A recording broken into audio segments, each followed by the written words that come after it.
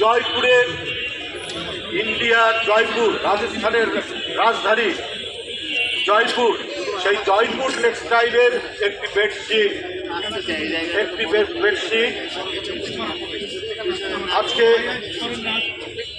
ভারতীয় যে আগ্রাসন, সেই আগ্রাসনের প্রতিবাদে আমরা এই বেডশিট আমরা এখানে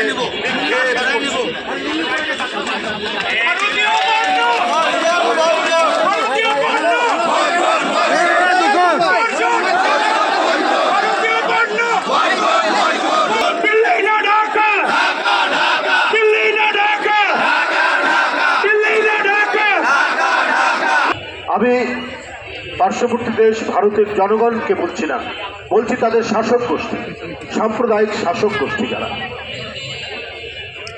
তাদেরকে আমরা এই কথাটি বলতে চাই।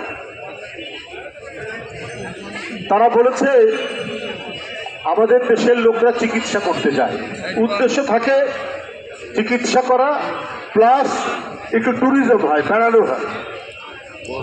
তো এইটা কতখানি মন ছোট হতে পারে তাদের সাথে আমাদের কি হয়েছে? আমাদের দেশের একজন ভয়ঙ্কর এক ফ্যাসিস্ট, ভয়ঙ্কর দারুণ, তাকে ছাত্র জনতা তাড়িয়েছে, সে পালিয়ে গেছে, সে ভারতে আশ্রয় নিয়েছে আপনাদের কাছে। এই জন্য আপনাদের এত মনোকষ্ট, এই জন্য আপনাদের মনে এত ব্যথা। আজগুবি অপপ্রচার দিচ্ছেন বাংলাদেশের বিরুদ্ধে, অপতথ্য এবং অপপ্রচার দিয়ে বাংলাদেশের দীর্ঘদিনের যে একটি ভাবমূর্তি, এখানে হিন্দু, মুসলমান, বৌদ্ধ, খ্রিস্টান পরস্পরের সাথে সম্প্রীতি এবং ভ্রাতৃত্বের বন্ধনে তারা যে আবদ্ধ, এইটাকে নস্যাৎ করার জন্য ভারতের সাম্প্রদায়িক শক্তি, যারা প্রায় সেখানকার সংখ্যালঘুদেরকে অত্যাচার করে, নিপীড়ন করে, যা নিয়ে গোটা বিশ্বে তাদের প্রতি ঘৃণা এবং তাদেরকে ধিক্কার দেয়। আসামের খ্রিস্টান জনগোষ্ঠী তারা বলছে যে আমরা দীর্ঘদিন ধরে ধারাবাহিকভাবে নির্যাতন। এই যে ভারত তার গুজরাটে, আপনাদের নিশ্চয়ই মনে আছে, 2000-এর মতো মুসলিম নরনারীকে হত্যা করেছে কয়েকদিন আগে, যখন বর্তমান প্রধানমন্ত্রী তিনি যখন সেখানকার মুখ্যমন্ত্রী। আপনারা সেটা ভুলে গেছেন, অথচ আপনাদের বিভিন্ন মিডিয়া আউটলেট, ফেসবুক, ইউটিউব, প্রত্যেকটি জায়গায়, হোয়াটসঅ্যাপ, প্রত্যেকটি জায়গায় বাংলাদেশ বিরোধী প্রচারণা বলছেন যে গোপালগঞ্জে 5 জন হিন্দু পরিবারের 5 জনকে পুড়িয়ে হত্যা করা হচ্ছে। কোথায়?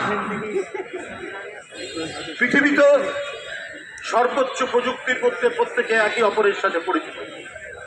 পৃথিবীর কোনো মিডিয়াতে দেখালো না, আপনারা সেখানে বসে থেকে অপপ্রচার করছেন। কারো মাথায় ব্যান্ডেজ করে, কারো হাতে ব্যান্ডেজ করে ওটা মিডিয়ায় দেখেন। এত নোংরা অপপ্রচার এটা পৃথিবীতে আর কেউ করেনি। তাদের একজন নেতা আবার এক পর্যায়ে বলেছে এবার চট্টগ্রাম আমরা দাবি করবো। আরে আপনাদের উদ্দেশ্য তো ভয়ঙ্কর খারাপ। একটি স্বাধীন সার্বভৌমত্ব দেশের উপর একটি অংশ আপনারা সেটা দাবি করবেন। আপনারা প্রথমে এই কথা বলেছেন, আপনাদের দায়িত্বশীল একজন নেতা বলেছে। ওরা আমি বলেছিলাম যে আপনারা যদি দাবি করেন তাহলে আমাদের নবাবের যে অংশ বাংলা, বিহার, উড়িষ্যা, সেটাও আমরা দাবি করব।